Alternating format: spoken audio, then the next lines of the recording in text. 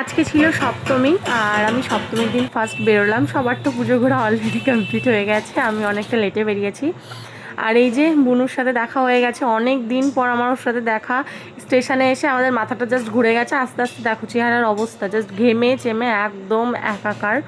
আর স্টেশনের ভিড় দেখলে আরও মন খারাপ হয়ে যাচ্ছে যে কি করে যাব, কোথায় যাচ্ছি না যাচ্ছি। অবশ্যই তোমাদের সাথে শেয়ার তো অবশ্যই করব, কিন্তু পুরো ভিডিওটা তোমাদের এন্ড অবধি দেখতে হবে। আর 6:02-এ ট্রেন থাকার কারণে অনেক তাড়াহুড়ো করে আমি বার হয়েছি বাড়ি থেকে, তার জন্য আমি ইন্ট্রো নিতে পারিনি। এটা ছিল হচ্ছে বগুড়া থেকে রানাঘাটের ট্রেন, কিন্তু রানাঘাটে নেমে আমাদের অবস্থাটা ঠিক এরকম ছিল।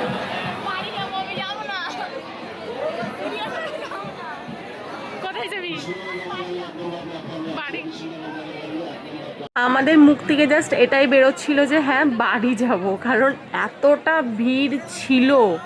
মানে যারা ওখানে ছিল ওই ট্রেনের বগির মধ্যে শুধু তারাই জানে যে কীরকম ভিড় ছিল।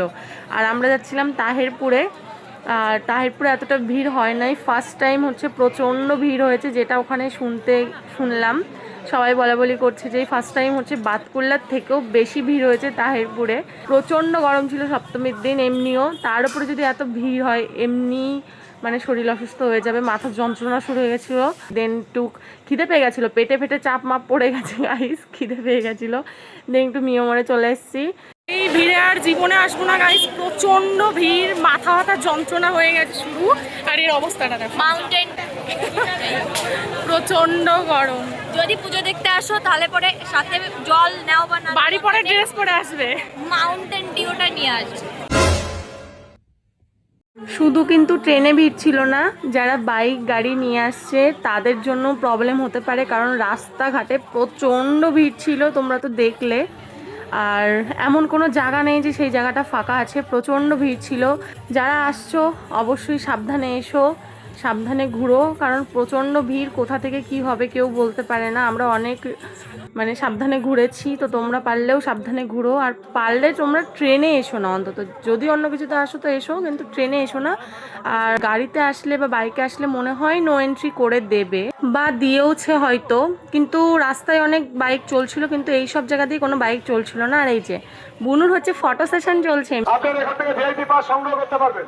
আপনারা ভিআইপি পাসের মাধ্যমে ভিআইপি গেটে প্রবেশ করে খুব অল্প সময়ের মধ্যে আমাদের প্রতিমা দর্শন করুন।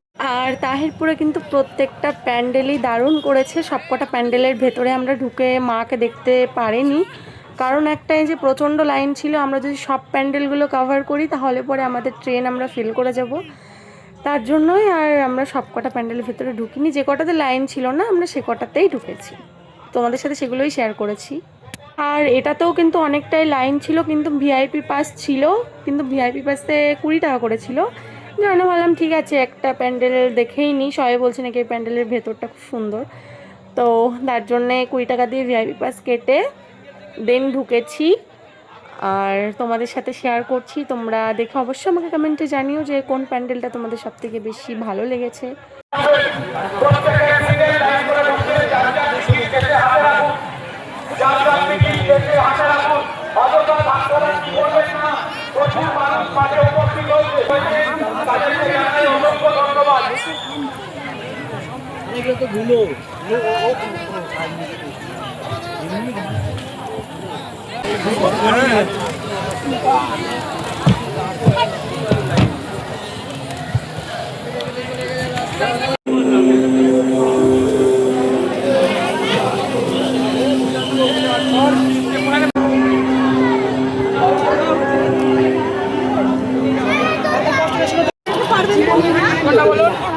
এই দুটো হচ্ছে কানের নিয়েছি আমার আর বোনের জন্য।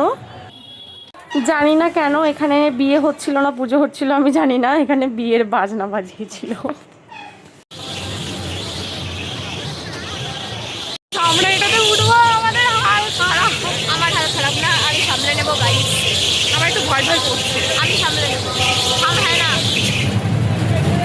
আমাদের এই যে বসে আছি এতটা নিচু, ঠিক আছে, আমাদের আমাদের মজাটা পাংচার হয়ে গেল পুরো একজনের জন্য, যে নিচের লোকের জন্য।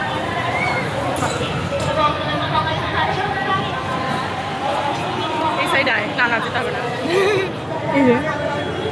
গাইস একটা একটা পেশেন্টের জন্য আমাদের নাগরদোলাটা থেমে গেছে। একটা পেশেন্ট গাইস। বয়ফ্রেন্ডের রোগ।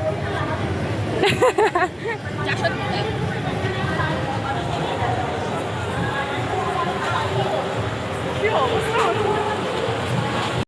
ব্যাপারটা হয়েছিল যে একটা বয়ফ্রেন্ড আর গার্লফ্রেন্ড উঠেছিল হচ্ছে নাগরদোলাতে। যারা ভাই উঠতে পারে না তাদেরকে না ওঠাই ভালো, কারণ এটা একটু রিস্কি ব্যাপার হয়ে যায়, মাথা ঘোরায়, প্রবলেম হয়, না ওঠাটাই বেটার।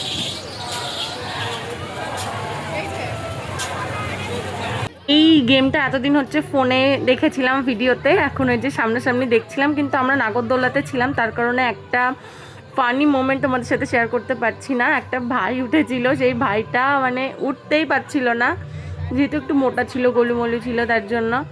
আর আমরা নামার পরে এই ভাইটা উঠেছিল, কিন্তু এই ভাইটা বেশিক্ষণ থাকতে পারিনি। উঠছে নাকি শুধু?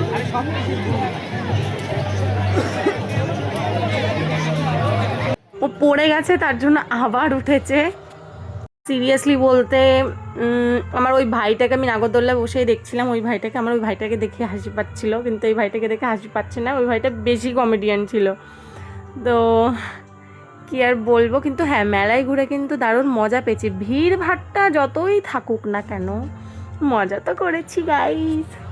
তারপরে এই যে আরেকটা প্যান্ডেলে চলে এসেছি, এই প্যান্ডেলটা খুব সুন্দর করেছিল। এই প্যান্ডেলে ভিড় ছিল না, মানে হচ্ছে লাইন ছিল না, যার কারণে এটাতে ঢুকেছি।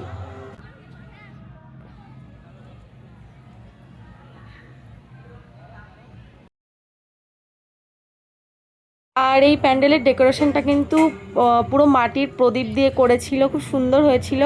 দেন এই যে আরেকটা প্যান্ডেল, কোথাকার মন্দির করেছে আমি জানি না, কিন্তু হেভি সুন্দর করেছিল। আর আমার অবস্থাটা বেহাল হয়ে গেছিল, গরমে প্রচণ্ড ভিড় ছিল তার জন্য। আর এই যে লাইন ছিল, তাই কি লাইন ছিল বলে আর তো ঢুকিনি। তারপরে এই যে বাড়ি আসার সময় ট্রেনে উঠে পড়েছি, আর ট্রেনে উঠেছি লেডিসে উঠেছি, তাও প্রচণ্ড ভিড় ছিল, কিন্তু যাওয়ার সময় থেকে অনেকটাই ভিড়টা কম ছিল।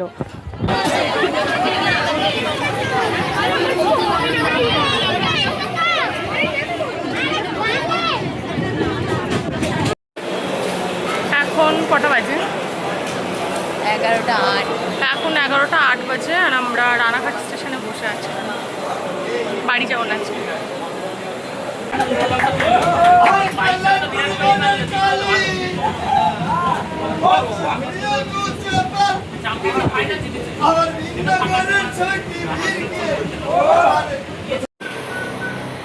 আর আমি সচরাচর মেলার থেকে কিছু খাই না, কিন্তু এগরোল খেয়েছিলাম, দেখাতে মনে নেই।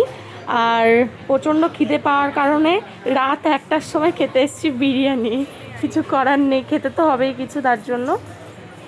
এই যে আমাদের বিরিয়ানি চলে এসছে, দেন আমরা খেয়ে নিই। সো গাইস, আজকের ভিডিওটা এখানে এন্ড করছি। আমাদের হালাত হচ্ছে পুরো ভেস্তে গেছে, যেভাবে বেরিয়েছিলাম সেভাবে একদমই নেই। এই যে আমাদের অবস্থা দুজনের। Tata, bye bye. ভিডিওটা ভালো লাগে লাইক করে দিও।